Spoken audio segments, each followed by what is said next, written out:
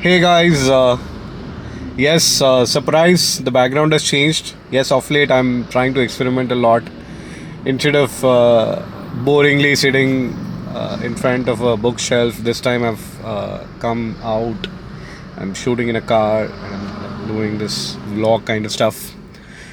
Usually, at the end of the year, we connect, we speak about my expenditure patterns, my lifestyle choices, and the learnings that we take from that. And I'm happy to share that this year as well. My spreadsheets are always ready, but this time, one, because I'm traveling and I didn't have a lot of time to shoot. And I also thought that, okay, maybe we'll do something different. After all, experiment change is always a constant, right? So I have to be ready for any kind of experiment. So this is one such experiment. So today, I wanted to reflect on how 2025 has been for me and what learnings I've taken, how life has improved, if at all it has improved. We'll discover that. So right now I'm doing a solo drive. It's going to be a 10-hour drive. I'm already 3 hours down. I'm traveling from Coimbatore to Trivandrum. I'm meeting a bunch of my undergrad friends, sort of like a reunion. Some five of us are coming, and so I thought like I'll over the drive I'll probably talk about the stuff that I wanted to talk about that happened in 2025, and that could be a wonderful wrap video for this year. So the first part is this year is when I ran my first half marathon in Chennai on the first Sunday of 2025, and I did four marathons. One in Bangalore, the other one in Mumbai on the newly constructed Atal Setu bridge, and then the last one in Coimbatore, which is my hometown. So running is something that it had a very profound impact. I started very late. I was 33 when I picked up running very seriously. And similar to money, running has quite a few similarities with running. When you start running, you feel like, oh, running 1 kilometer is going to be tough, and it is actually tough. But I never would have imagined back in 2032, when I was 32, which is 2022, I would run like 21 kilometers. Well, I'm yet to do a full marathon, but half marathon is something that I've done. So getting to your first crore or getting to your first meaningful money milestone and getting to your first 1 kilometer or 5 kilometers. Actually, 5 kilometers is more appropriate. It's a humongous task, right? And even now, when people who are not really into running, when they ask like, oh, 21 kilometers in one stretch, sometimes without a break, how is that possible? And if you ask a runner, they don't even know, right? And that's where the similarities between financial discipline and running comes, right? That it becomes a part of you. The routine, the consistency becomes a part of you that you don't even realize that you're running that far, right? 5 kilometers, 10 kilometers, 15. So all of these are milestones, right? But the first time when you cross a 5 kilometer, you really feel like an accomplishment, and the subsequent times, like once you get from 5 to 10 and 10 to 15, it becomes a routine, right? You don't really realize it. And similarly, getting to, many people have said in dollar terms getting to 1 million, or in INR terms getting to like a crore, is going to be so difficult that many people don't even get there, never get there, right? And similar to running, right?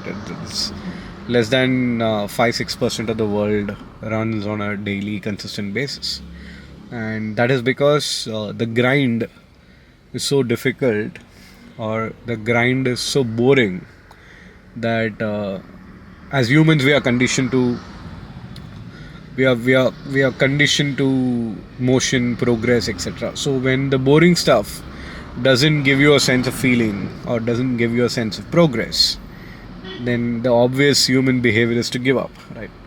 And that applies to both running and money, right? So this year, while the realization that discipline and behavior has a much deeper impact than intelligence, when it comes to finances, personal finances, etc., and wealth creation. Importantly, this year, well, that was a realization that's been with me for almost 5 years now. But when I picked up running, the the impact of consistency was far more real when I could see that the benefits rolling in one aspect of life, which is running. I could really see that in wealth creation, this will also have an impact. So, yeah, running is something that I've gotten very, very serious about, and I continue to. I want to continue this running as a pursuit, and I wanted to give myself an Ironman title before I turn 40. So there's an Ironman in Goa, and I'm preparing for that, which I think, based on my homework, it's going to be 21 kilometers of running and 2 kilometers of open water swimming, and followed by 70 kilometers of cycling. So I've got another 5 years in my kitty, and yes, I'm preparing for that, and hopefully I get a title for myself before I turn 40. Okay, guys, so I'll start driving now, and little while later I'll connect with you again, and we'll discuss about another aspect of 2025. Okay, so this is our second segment in this. I'm maybe 150 kilometers away from my destination. So I have a nice river in my backdrop, so I thought I'll get out of the car and for a change do it from here. So now the second lesson in 2025 is that you guys know that I'm trying to construct a farm stay, and I had a lot of capital just kept aside in order to fund the construction. And the construction requires phase-wise payments. So I had to put the money aside in a liquid fund so that it earns a decent interest. And we all know that gold is rallying like crazy. It has increased close to 60% at the last 1 month. So yeah, in hindsight, it's a mistake. So I want to talk about a mistake that I did, particularly with a gold. This time, the mistake actually benefited me, but I'm still going to call it a mistake. So I moved close to like a lot of money. Not going to reveal what that number is, but it's a lot of money that was kept aside for construction. So the mistake was that what was supposed to be cash flows that were reserved for funding an asset has gone into. I chose to liquidate the funds from so the liquid funds and the corporate bonds that I had, and push the money into gold. So what was kept aside for asset construction has now gone into volatile asset. But thankfully, I exited most of it. There's a little bit remaining. I got carried away by the market rally. Emotions came into the mainstay. I know as a rational investor that should be the last trick that I should do. But I still got carried away and I put the money into gold. And while the result is that my capital grew by 20-25%, if not more, because there is still some money left in gold. The gold is still continuing to grow until the Fed announces the second rate cut, which is when I'll exit again. But the lesson to me is that yes, gold is seeing a rally and it's very difficult to resist the market right now.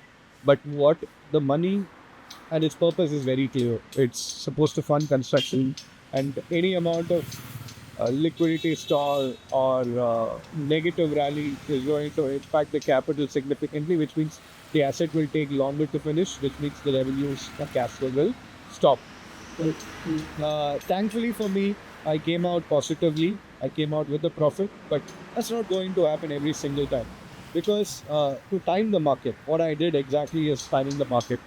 To time the market, it takes precision. And to get precision right every single time, it's going to be a lot of. It's going to take a lot of things, and you will be right until you're wrong. So, if it's between precision, which is timing the market, and being consistent and enduring, because if you see, gold has gone by 60% this year. If I look at the 2 year returns, it is going to be like somewhere around 40%, 3 year returns 35%, and 4 year returns 20%. And if you look at the 4-year returns of the equity markets, it's going to be around 20%. So in the long run, which is what you and me are aligned to, we are the long-term kind of investors. It doesn't make much of a sense. While you can take advantage of temporary rally, but please understand that you're playing the role of a speculator. You're not really playing the role of a rational investor. So yes, 2025, I did the mistake. I came out to be positive. But if I do it again, there's no guarantee that's going to be positive. And I hope and wish I'm not going to do that. Yes, I am also learning, and it takes some things for me to come out in the open and talk about my mistakes. And I think that's a good strength of mine. I don't shy away from admitting my mistakes. This is one of my mistakes. So yeah, my chai is ready. I'm going to go, and I see you super soon when I'm like 50 kilometers away or something.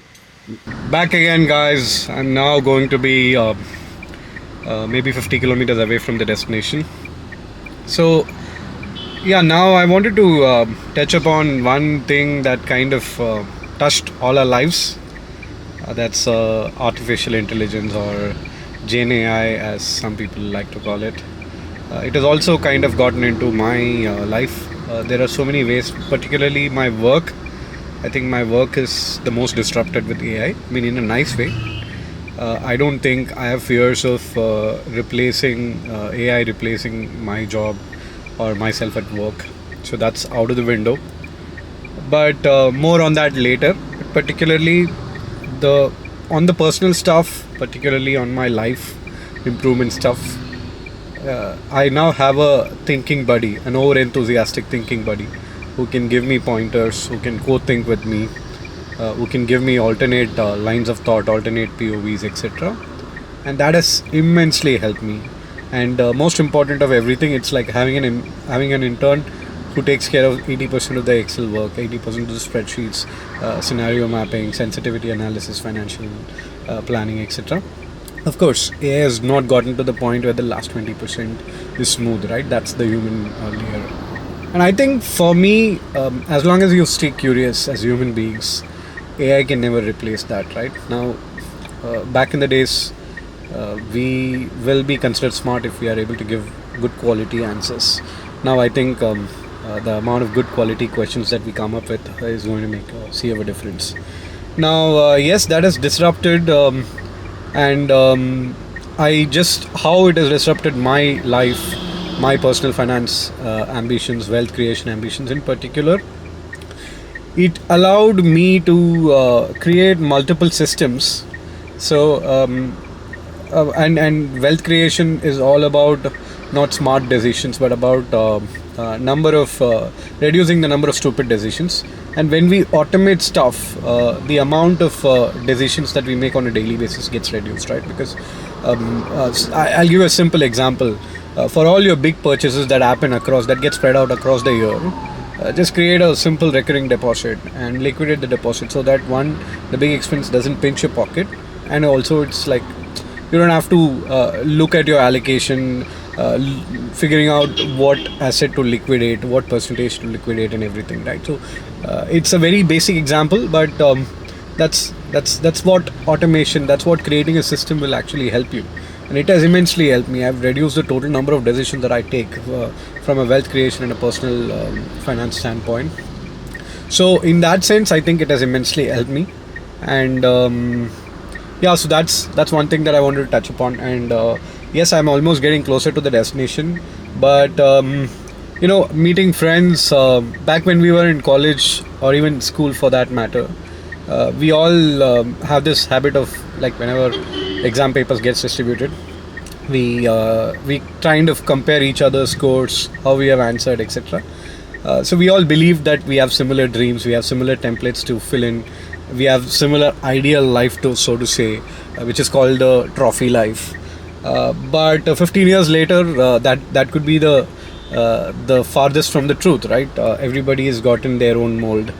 Even when two people join the same company with similar salaries, similar growth plans, etc., it just takes 2 years for them to carve their separate paths, right? So for me, I think what is more important is every time and it's human beings, we tend to get into that emotion of envy, greed, jealousy, etc.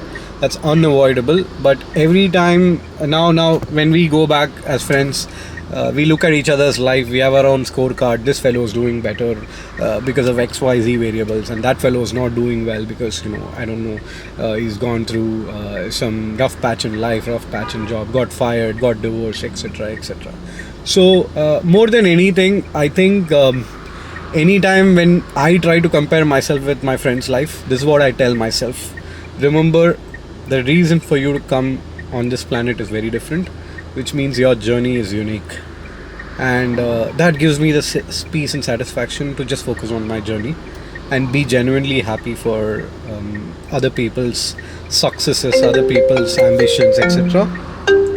And that's what I wanted to kind of leave you guys with.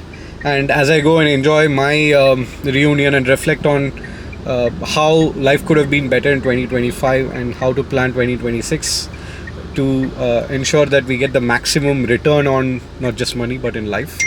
So catch you guys. Hope you're having a great time with your loved ones as we wrap 2025, and I'll pretty soon see you in another video. And in 2026 I'm going to promise you that we have a bunch of farm stay updates coming along, and I'm going to talk to a lot of frugal founders, so the relationship is going to get deeper and much more meaningful. So thank you for sticking along, and yes, if you have not subscribed this far, then I'm just going to ask you the same thing. You can gift your subscription to me as a part of 2026 gift. And yes, of course, my gift is continuous wisdom. Maybe not wisdom, my life experiences. I'm sure it'll be useful for you guys. Thank you, and wish you a fantastic 2026.